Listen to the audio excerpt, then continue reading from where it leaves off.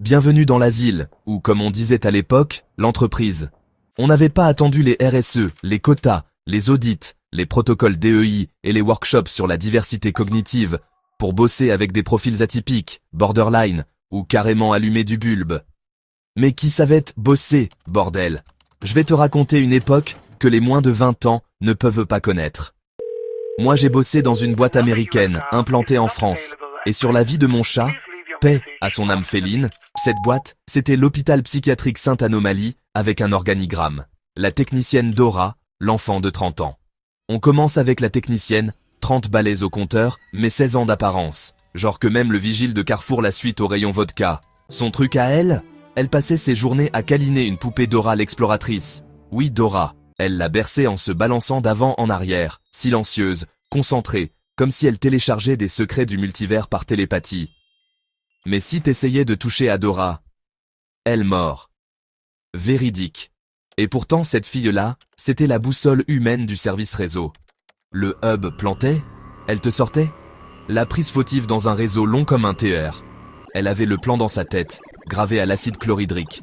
La Matrix, c'était elle. Le fumeur encyclopédique. Un autre, son bureau, c'était le smog de Londres, version tabac brun.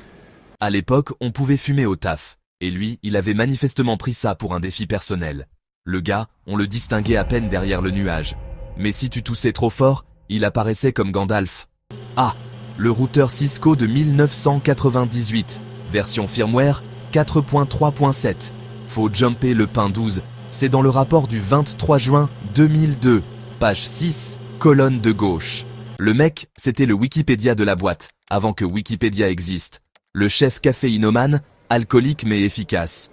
Mon chef, spoiler alert, alcoolique. Le type, il bossait du café d'en face, littéralement.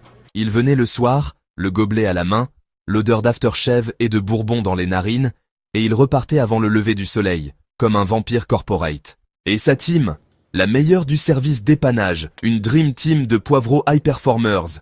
J'ai vu un gars bourré reconfigurer un pare-feu sans écran. Sans écran. L'asiatique et le président cowboy. L'asiatique que je remplaçais, une femme discrète, propre, carrée, ultra compétente. Et un soir, débarque le président, un Texan, chapeau, boucle de ceinture en forme de taureau, le genre à dire « How y'all doing ?» à la machine à café. Il entre sans prévenir. Elle, sans lever les yeux, elle balance un « Si t'es vraiment mon président, augmente-moi ». Le lendemain, elle avait une promotion, Bagdad bureau. Et puis, il y avait ce mec, son bureau, Bagdad. Un chaos total, des câbles dans tous les sens, des vieux claviers, des gobelets de café fossilisés, des notes sur des serviettes en papier. On pouvait pas marcher, on pouvait pas s'asseoir, on pouvait pas respirer. Mais le gars, c'était Rainman version Excel. Il te sortait des calculs de tête, des stats, des ratios, des résultats à 3 décimales en pleine panique réseau. Zéro erreur. C'était du génie, façon apocalypse. Et maintenant, les RSE?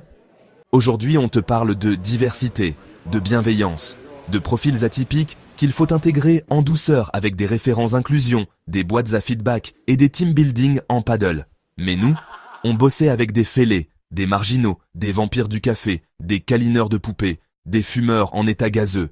Et pourtant, c'était des génies, des gens inclassables, ingérables, mais inestimables. Conclusion. Le chaos fonctionnait. Cette boîte, c'était un asile, mais un asile qui tournait.